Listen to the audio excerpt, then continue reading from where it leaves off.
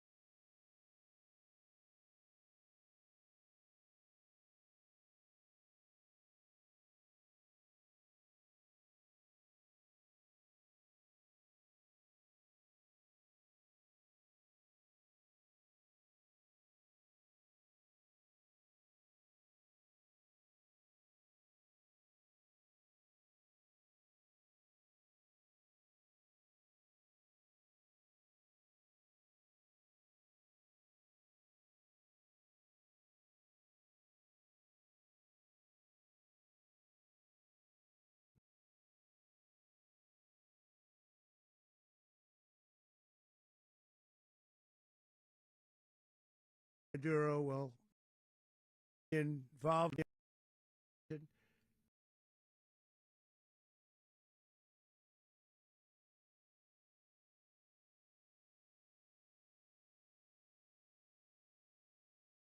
military operation in the capital of Venezuela. Overwhelming American military power, air, land, and sea, was used to launch a spectacular assault. And it was an assault like people have not seen since World War II. It was a force against a heavily fortified military fortress in the heart of Caracas to bring outlaw dictator Nicolas Maduro to justice. This was one of the most stunning, effective, and powerful displays of American military might and competence in American history. And if you think about it, we've done some other good ones, like the attack on Soleimani, the attack on al-Baghdadi, and the obliteration and decimation of the Iran nuclear sites just recently in an operation known as Midnight Hammer, all perfectly executed and done. No nation in the world could achieve what America achieved yesterday, or frankly, in just a short period of time. All Venezuelan military capacities were rendered powerless as the men and women of our military, working with U.S. law enforcement, successfully captured Maduro in the dead of night. It was dark. The lights of Caracas were largely turned off due to a certain expertise that we have. It was dark and it was deadly. But captured along with his wife, Celia Flores, both of whom now face American justice. Maduro and Flores have been indicted in the Southern District of New York, it's Jay Clayton, for their campaign of deadly narco-terrorism against the United States and its citizens. I want to thank the men and women of our military who achieved such an extraordinary success overnight with breathtaking speed, power, precision, and competence. You rarely see anything like it. You've seen some raids in this country that didn't go so well. They were an embarrassment. If you look back to Afghanistan or if you look back to the Jimmy Carter days, they were different days. We're a respected country again, like never before. These highly trained warriors operating in collaboration with U.S. law enforcement caught them in a very ready position. They were waiting for us. They knew we had many ships out in the sea, just sort of waiting. They knew we were coming. So they were in what's called a ready position, but they were completely overwhelmed and very quickly incapacitated. If you would have seen what I saw last night, you would have been very impressed. I'm not sure that you'll ever get to see it, but it was an incredible thing to see. Not a single American service member was killed, and not a single piece of American equipment was lost. We had many helicopters, many planes, many people involved in that fight. But think of that, not one piece of military equipment was lost, not one service member was, more importantly, killed. The United States military is the strongest and most fearsome military on the planet by far. With capabilities and skills our enemies can scarcely begin to imagine. We have the best equipment anywhere in the world. There's no equipment like what we have. And you see that even if you just look at the boats. You know, we've knocked out 97% of the drugs coming in by sea.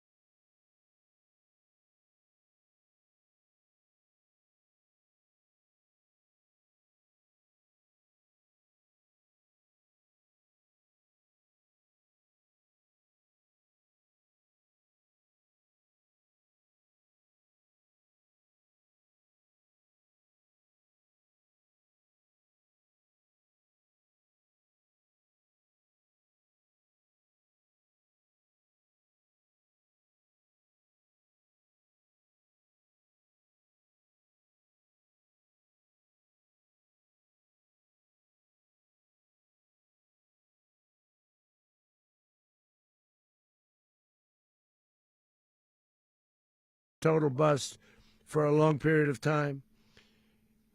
They were pumping almost nothing by comparison to what they could have been pumping and what could have taken place. We're going to have our very large United States oil companies, the biggest anywhere in the world, go in, spend billions of dollars, fix the badly broken infrastructure, the oil infrastructure, and start making money for the country. And we are ready to stage a second and much larger attack if we need to do so. So we were prepared to do a second wave if we needed to do so. We actually assumed that a second wave would be necessary, but now it's probably not. The first wave, if you'd like to call it that, the first attack was so successful, we probably don't have to do a second, but we're prepared to do a second wave, a much bigger wave, actually. This was pinpoint, but we have a much bigger wave that probably won't have to do. This partnership of Venezuela with the United States of America, a country that everybody wants to be involved with because of what we were able to do and accomplish, will make the people of Venezuela rich, independent, and safe.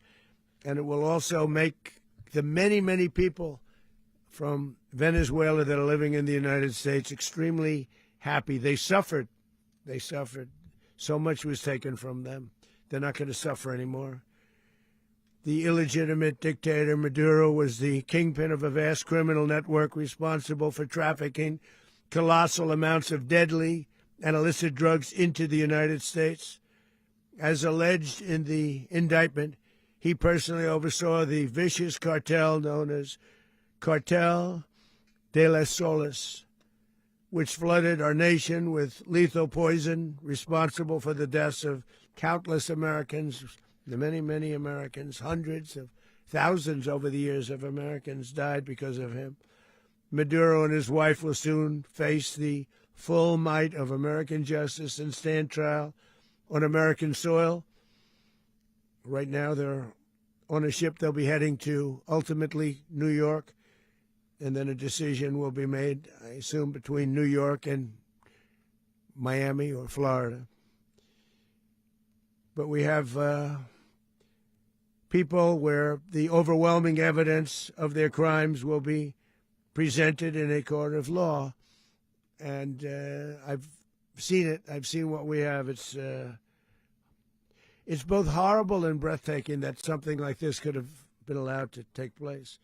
For many years after his term as president of Venezuela expired, Maduro remained in power and waged a ceaseless campaign of violence, terror, and subversion against the United States of America, threatening not only our people, but the stability of the entire region. And you all saw it. In addition to trafficking gigantic amounts of illegal drugs that inflicted untold suffering and human destruction all over the country, all over in particular the United States, Maduro sent savage and murderous gangs, including the bloodthirsty prison gang Tren de Aragua, to terrorize American communities nationwide. And he did indeed. They were in Colorado. They took over apartment complexes. They cut the fingers off people if they called police. They were brutal, but they're not so brutal now.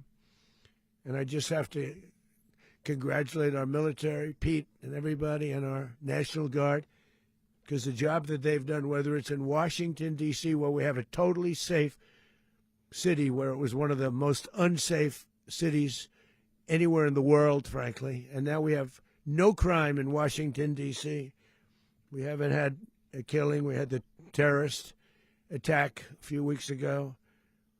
A little bit of a different kind of a threat. But we haven't had a killing in a long period of time, 6-7 months. We used to have two, on average, 2 a week in Washington, our capital. We don't have that anymore. The restaurants are opening. Everyone's happy. They're going, they're walking their daughters, they're walking their children, their wives. They walk to restaurants. Restaurants are opening all over Washington, D.C. So I want to thank the National Guard. I want to thank our military. And I want to thank law enforcement. It's been amazing. and they should do it with more cities. We're doing it, as you know, and we're doing it in Memphis, Tennessee right now, and crime is down. We've just sort of started a few weeks ago, but crime is down now 77%. And the governor of Louisiana called, great person, and he wanted us to help him, as you know, in a certain very nice part of Louisiana, and we have done that. And it was a rough section, and we have crime down. I understand it's down to almost nothing already after 2.5 weeks. New Orleans, it's down to almost nothing, and we've only been there for 2.5 weeks. Can't imagine why governors wouldn't want us to help. We also helped, as you know, in Chicago, and crime went down a little bit there. We did a very small help because we had no working ability with the governor. The governor was a disaster, and the mayor was a disaster. But it knocked down crime. But we're pulling out of there when they need us. We'll know. You'll know. You'll be writing about it. And likewise, Los Angeles, where we saved Los Angeles early on, where the head of the police department made a statement that if the federal government didn't come in, we would have lost Los Angeles. That's long after the fires. That's when they had the riots in Los Angeles. We did a great job. Got no credit for it whatsoever, but that's okay. It doesn't matter. We don't need the credit. But we'll be pulling out when they need us. They'll call, or we'll go back if we have to.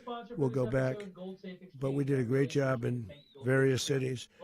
But the place that we're very proud of is Washington, D.C., because it's our nation's capital. We took it from being a crime-ridden mess to being one of the safest cities in the country. But the gangs that they sent raped, tortured, and murdered American women and children. They were in all of the cities I mentioned, Tren de Aragua. And they were sent by Maduro to terrorize our people, and now Maduro will never again be able to threaten an American citizen or anybody from Venezuela. There will no longer be threats. For years I've highlighted the stories of those innocent Americans whose lives were so heartlessly robbed by this Venezuelan terrorist organization. Really one of the worst. One of the worst, they say the worst. Americans like 12-year-old Jocelyn Nungary from Houston. Beautiful Jocelyn Nungary, what happened to her? They, as you know, they kidnapped, assaulted, and murdered by Tren de Aragua animals. They murdered Jocelyn and left her dead under the bridge. There was a bridge. A bridge that will never be the same to so many people after seeing what happened. Bombing Venezuela. As I've said many times, the Maduro regime emptied out their prisons, sent their worst and most violent monsters into the United States to steal American lives. And they came from mental institutions and insane asylums. They came from prisons and jails. The reason I say both, they sound similar. Actually, prisons, a little bit more hostile, a little bit tougher. A mental institution isn't as tough as an insane asylum, but we got them both. They sent from their mental institutions. They sent from their jails, prisons. They were drug dealers. They were drug kingpins. They sent everybody bad into the United States, but no longer. And we have now a border where nobody gets through. In addition, Venezuela unilaterally seized and stole American oil, American assets, and American platforms, costing us billions and billions of dollars. Venezuela. They did this a while ago, but we never had a president that did anything about it. They took all of our property. It was our property. We built it. And we never had a president that decided to do anything about it. Instead, they fought wars that were 10,000 miles away. We built Venezuela oil industry with American talent, drive, and skill, and the socialist regime stole it from us during those previous administrations, and they stole it through force. This constituted one of the largest thefts of American property in the history of our country. Considered the largest theft of property in the history of our country. Massive oil infrastructure was taken like we were babies, so we didn't do anything about it. I would have done something about it. America will never allow foreign powers to rob our people or drive us back into and out of our own hemisphere. That's what they did. Furthermore, under the now deposed dictator Maduro, Venezuela was increasingly hosting foreign adversaries in our region and acquiring menacing offensive weapons that could threaten U.S. interests and lives. And they used those weapons last night. Potentially in league with the cartels operating along our border. All of these actions were in gross violation of the core principles of American foreign policy, dating back more than 2 centuries, and not anymore. All the way back, it dated to the Monroe Doctrines, and the Monroe Doctrine is a big deal, but we've superseded it by a lot, by a real lot. They now call it the Donroe Document. I don't know. It's Monroe Doctrine. We sort of forgot about it. It was very important, but we forgot about it. We don't forget about it anymore. Under our new national security strategy, American dominance in the Western Hemisphere will never be questioned again. Won't happen. So just in concluding, for decades, other administrations have neglected or even contributed to these growing security threats in the Western Hemisphere. Under the Trump administration, we are reasserting American power in a very powerful way in our home region. And our home region is very different than it was just a short while ago. The future will be, and we did this in my first term. We had great dominance in my first term, and we have far greater dominance right now. Everyone's coming back to us.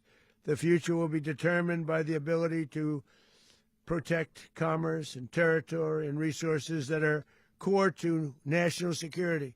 These are core to our national security. Just like tariffs they've made our country rich, and they've made our national security stronger than ever before.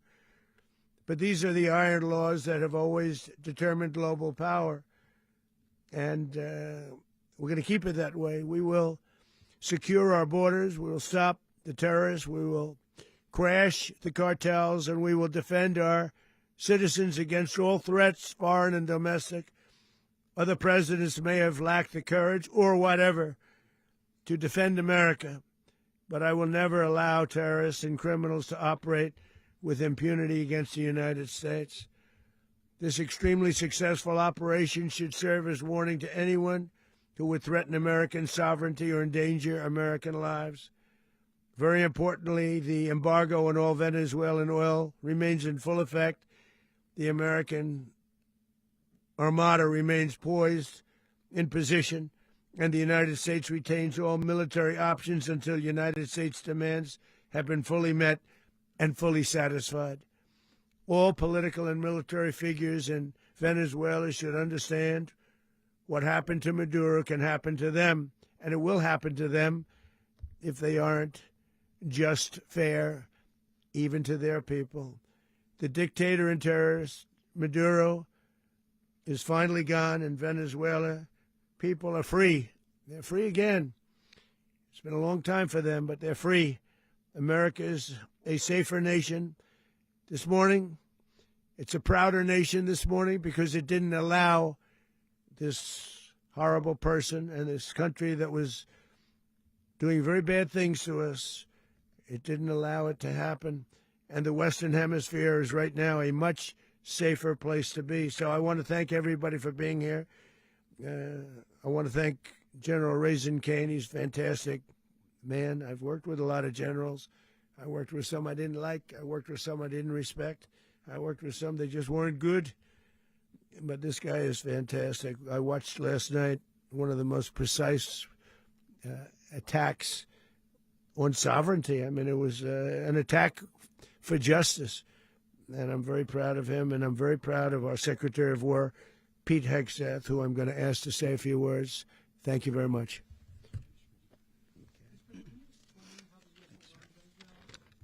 Well, thank you, Mr. President.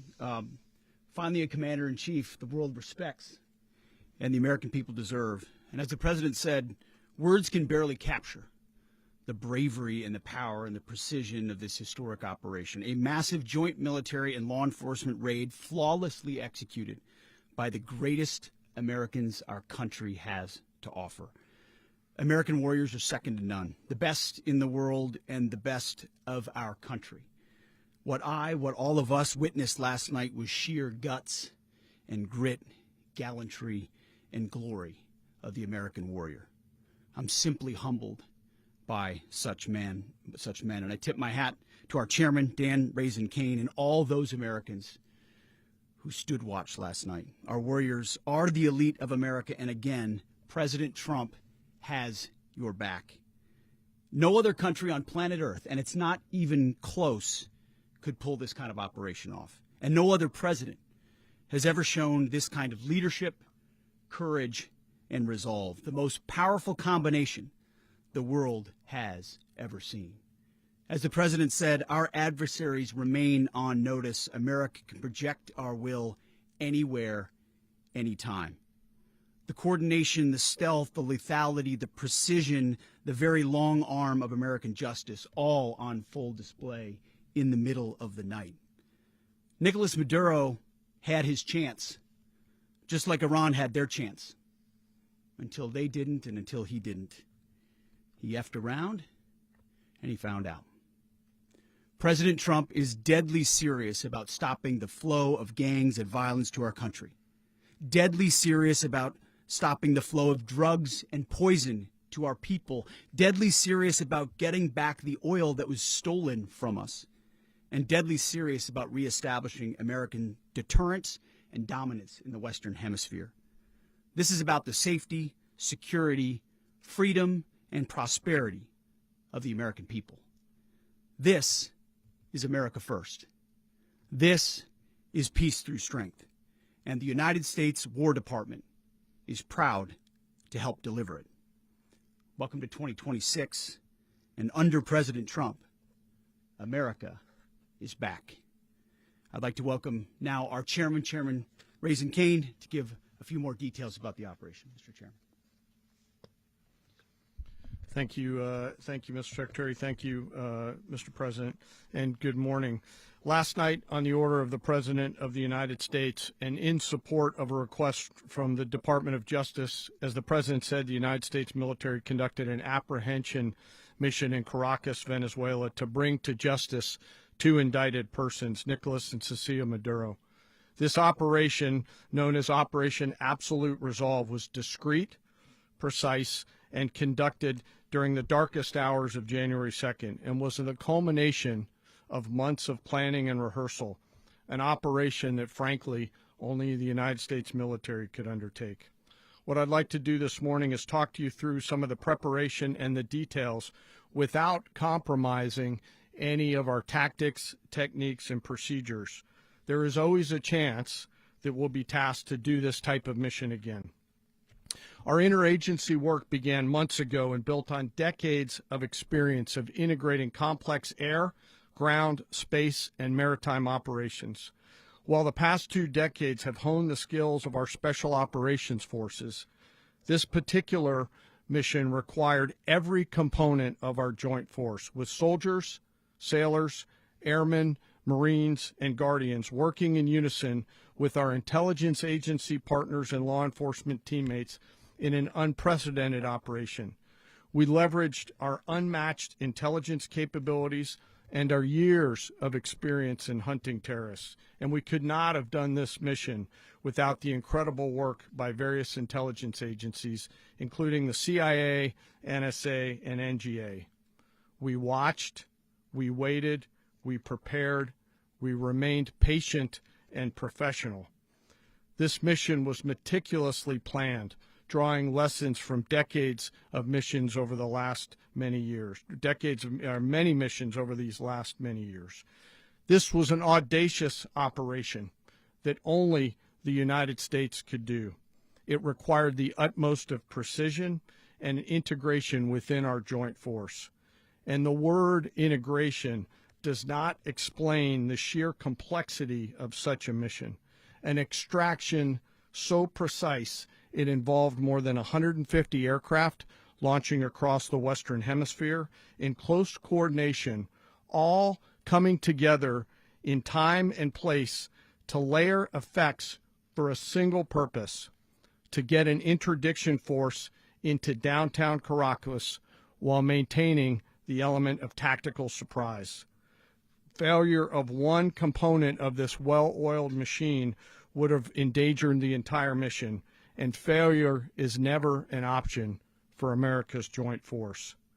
Those in the air over Caracas last night were willing to give their lives for those on the ground and in the helicopters.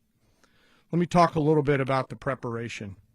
After months of work by our intelligence teammates to find Maduro and understand how he moved, where he lived, where he traveled, what he ate, what he wore, what were his pets, in early December, our force was set pending a series of aligned events.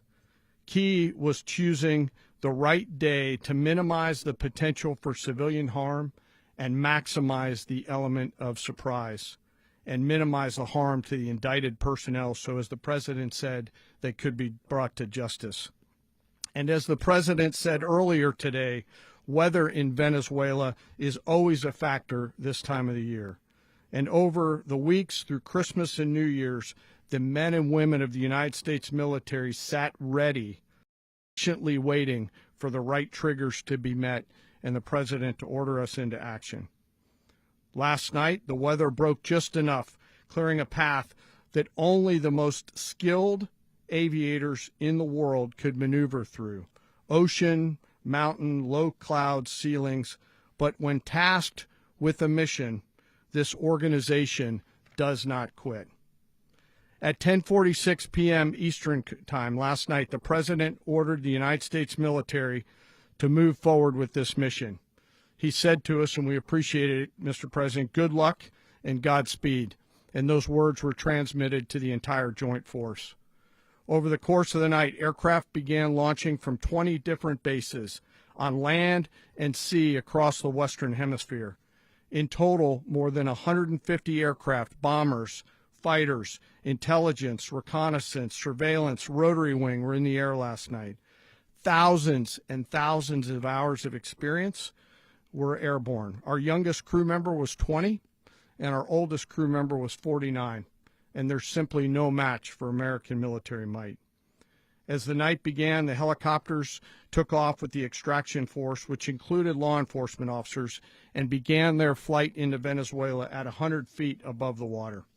As they approached Venezuelan shores, the United States began layering different effects provided by Spacecom, Cybercom, and other members of the interagency to create a pathway. Overhead, those forces were protected by aircraft from the United States Marines, the United States Navy, the United States Air Force, and the Air National Guard. The force included F-22s, F-35s, F-18s, EA-18s, E-2s, B-1 bombers, and other support aircraft, as well as numerous remotely piloted drones. As the force began to approach Caracas, the Joint Air Component began dismantling and disabling the air defense systems in Venezuela, employing weapons to ensure the safe passage of the helicopters into the target area. The goal of our air component is, was, and always will be to protect the helicopters and the ground force and get them to the target and get them home. As the force crossed the last point of high terrain where they'd been hiding in the clutter, we assessed that we had maintained totally the element of surprise. As the helicopter force ingressed towards the objective at low level, we arrived at Maduro's compound at 1:01 a.m. Eastern Standard Time, or 2:01 a.m. Caracas local time, and the apprehension force descended into Maduro's compound and moved with speed, precision, and discipline towards their objective, and isolated the area to ensure the safety and security of the ground force while apprehending the indicted persons. On arrival into the target area, the helicopters came under fire, and they replied with that fire with overwhelming force in self-defense. One of our aircraft was hit but remained flyable, and as the president said earlier today, all of our aircraft came home, and that aircraft remained flyable during the rest of the mission. As the operation unfolded at the compound, our air and ground intelligence teams provided real-time updates to the ground force, ensuring those forces could safely navigate the complex environment without unnecessary risk. The force remained protected by overhead tactical aviation. Maduro and his wife, both indicted, gave up and were taken into custody by the Department of Justice, assisted by our incredible U.S. military with professionalism and precision, with no loss of U.S. life. After securing the indicted persons, the force began to prep for departure. Helicopters were called in to exfiltrate the extraction force, while fighter aircraft and remotely piloted aircraft provided overhead coverage and suppressive fire. There were multiple self-defense engagements as the force began to withdraw out of Venezuela. The force successfully exfiltrated and returned to their afloat launch bases, and the force was over the water at 3:29 a.m. Eastern Standard Time with indicted persons on board, and both Maduro and his wife were embarked aboard the USS Iwo Jima. In closing, what we've witnessed today is a powerful demonstration of America's joint force. We think, we develop, we train, we rehearse, we debrief, we rehearse again and again, not to get it right, but to ensure that we cannot get it wrong. Our jobs are to integrate combat power so when the order comes, we can deliver overwhelming force at the time and the place of our choosing against any foe anywhere in the world. I am immensely proud today of our joint force and filled with gratitude to represent them here today. There is simply no mission too difficult for these incredible professionals and the families that stand by them and support them. As we stand here this morning, our forces remain in the region at a high state of readiness, prepared to project power, defend themselves, and our interests in the region. This operation is a testament to the dedication and unwavering commitment to justice and our resolve to hold accountable those who threaten peace and stability. In closing, I want to express my heartfelt gratitude to the brave men and women who executed this mission. Their courage and tireless commitment to our nation are what makes us strong. Thank you, Mr. Secretary, and thank you, Mr. President. Well, I don't have much to add to what you've heard now, other than the following points. Nicolas Maduro was indicted in 2020 in the United States. He is not the legitimate president of Venezuela. That's not just us saying it. The first Trump administration, the Biden administration, the second Trump administration, none of those three recognized him. He's not recognized by the European Union and multiple countries around the world. He is a fugitive of American justice with a $50 million reward, which I guess we saved $50 million. And make sure. Yeah, exactly. But don't let anybody claim it. Nobody deserves it but us. But I want to be clear about one thing. Nicolas Maduro had multiple opportunities to avoid this. He was provided multiple very, very, very generous offers and chose instead to act like a wild man, chose instead to play around. And the result is what we saw tonight. The other message here is the following. You have a guy, like many people around the world, they like to play games. You have a guy who decides he's going to invite Iran into his country, is going to, do the confiscation of American oil companies, is going to flood our country with gang members, is going to take Americans prisoner and try to hold them for hostage and trade them like he was able to do with the Biden administration. Basically likes to play games all this time and thinks nothing's going to happen. And I hope what people now understand is that we have a president. The 47th president of the United States is not a game player. When he tells you that he's going to do something, when tells you he's going to address a problem, he means it. He actions it. I can tell you, I've watched this process now for 14, 15 years, been around it. Everybody talks. I'm going to do this. I'm going to do that. When I get there, we're going to do this. We're going to take. This is a president of action. Like, I don't understand yet how they haven't figured this out. And now, if you don't know, now you know. Because this is the way it's going to play out. And I think people need to understand that this is not a president that just talks and does letters and press conferences. And, if he says he's serious about something, he means it.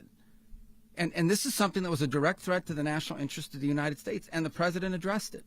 There's a president of peace, by the way. I told you what I just said earlier. This guy had multiple opportunities to find his way somewhere else and figure out another. He could have been living somewhere else right now very happy, but instead he wanted to play big boy. And so now, he's got other sets of problems on his hands. And but I think that the message here should be for the world. Look, the president doesn't go out looking for people to pick fights with. He's not generally wants to get along with everybody. We'll talk and meet with anybody, but don't play games. Don't play games with this president's in office, because it's not going to turn out well. And so I hope that I guess that lesson was learned last night, and we hope it'll be instructive moving forward. Is that a message for Cuba, Mr. President?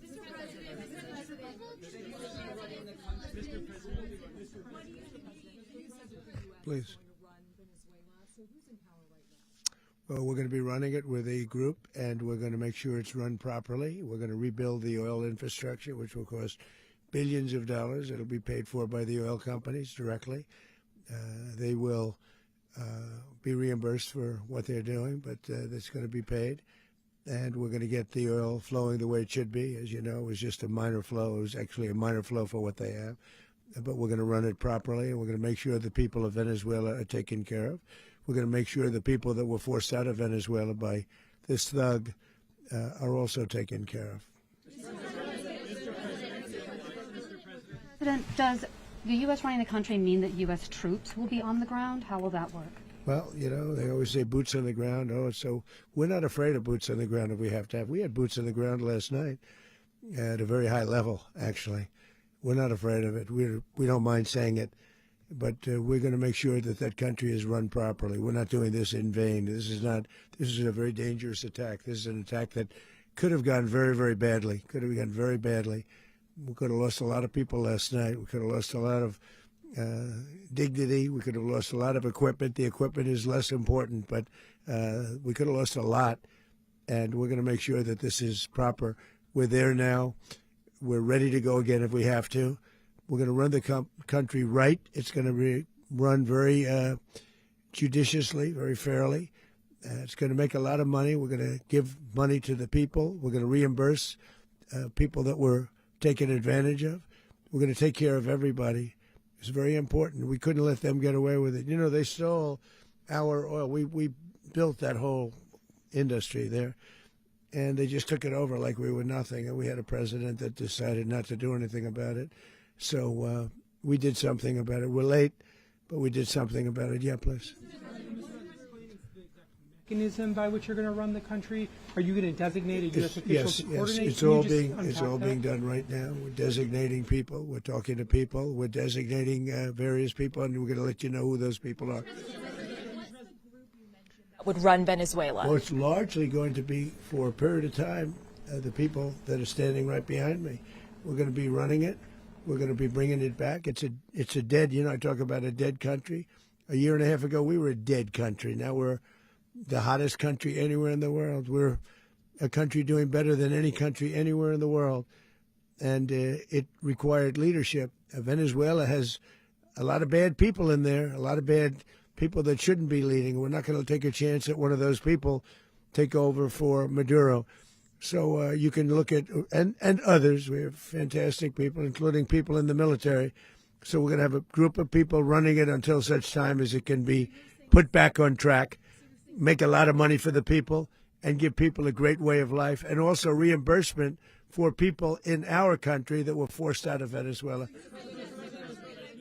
Rubio would be... You said earlier today that you weren't going to back Machado to come back and be the opposition leader in your Fox and Friends interview. And then you also mentioned the vice president of Venezuela. Are you going to work with the vice president of Venezuela, or how do you foresee the relationship going? I understand she was just sworn in, but she was, as you know, picked by Maduro. So Marco's working on that directly. He just had a conversation with her, and she's essentially willing to do what we think is necessary to make Venezuela great again. Very simple. Mr. President, Colombian President Gustavo Petro, a couple weeks ago, he said he's got to watch his ass. And today he said he's not concerned about anything happening to him in the aftermath of this operation. So just what your message is about that. Well, he has cocaine mills. He has factories where he makes cocaine.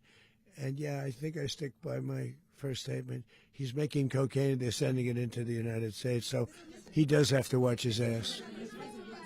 Mr. President, did you notify any members of Congress in advance? Marco, do you want to talk about that? Because you were involved in it. Sure. We called members of Congress immediately after. This was not the kind of mission that you can do congressional notification on. It was a trigger-based mission in which conditions had to be met night after night. We watched and monitored that for a number of days. So it's just simply not the kind of mission you can call people and say, hey, we may do this at some point in the next 15 days. But it's largely a law enforcement function. Remember, at the end of the day, at its core, this was an arrest of 2 indicted fugitives of American justice, and the Department of War supported the Department of Justice in that job. Now, there are broader policy implications here, but it's just not the kind of mission that you can pre-notify because it endangers the mission. Plus, if I could add one thing to that, Congress has a tendency to leak. This would not be good. If they leaked, General, I think it would have been maybe a very different result. But I have to say, they knew we were coming at some point, you know. We had a lot of ships out there. They sort of knew we were coming. We went there. But Congress will leak, and we don't want leakers. People to watch this all play out live. What was Maduro doing when the U.S. forces entered what I assume would be his home? And also, was there any point where the U.S. was considering if Maduro pushed back or resisted killing Maduro? It could have happened. It could have happened. He was trying to get into a safe place. You know what a safe place is, all steel. And he wasn't able to make it to the door because our guys were so fast. They went through the opposition so fast. And there was a lot of opposition. You know, people were wondering, do we get them by surprise? Sort of surprised, but they were waiting for something. It was a lot of opposition. There was a lot of gunfire. You saw some of it today. But he was trying to get to a safe place, which wasn't safe because we would have had the door blown up in about 47 seconds, they say on average, regardless of how thick the steel was. It was a very thick door. It was a very heavy door, but he was unable to get to that door. He made it to the door. He was unable to close it. Go ahead, finish. To be in the time being right now. Do you know his exact Well, whereabouts? eventually, ultimately, in the near future, he's going to be brought to New York. And where is he going to be held? Where is he going to be held in New York? Do you know? That's going to be up to the officials that do these things. Mr. President, the U.S. has something of a mixed track record of ousting dictators without necessarily a plan for what comes afterwards. Not with Did me. that weigh on your decision? Well, that's why we had different presidents, but with me, that's not true. With me, we've had a perfect track record of winning. We win a lot, and we win. If you look at Soleimani, you look at al-Baghdadi, you look at the Midnight Hammer. Midnight Hammer was incredible. Right now, you wouldn't have peace in the Middle East. We have essentially peace in the Middle East because of that. If we weren't successful with Midnight Hammer, you wouldn't have peace in the Middle East. So, with me, you've had a lot of victory. You've had only victories. You've had no losses. Yeah. How long do you expect the U.S. to run Venezuela, and how soon do you want Venezuelan people to hold elections? So I'd like to do it quickly, but it takes a period of time. You know, we're rebuilding. We have to rebuild their whole infrastructure. The infrastructure is rotted. It's actually very dangerous. It's blow-up territory. Oil is very dangerous. It's a very dangerous thing to take out of the ground. It can kill a lot of people. It has killed a lot of people doing just that. The infrastructure is old. It's rotted. Much of it is stuff that we put there 25 years ago.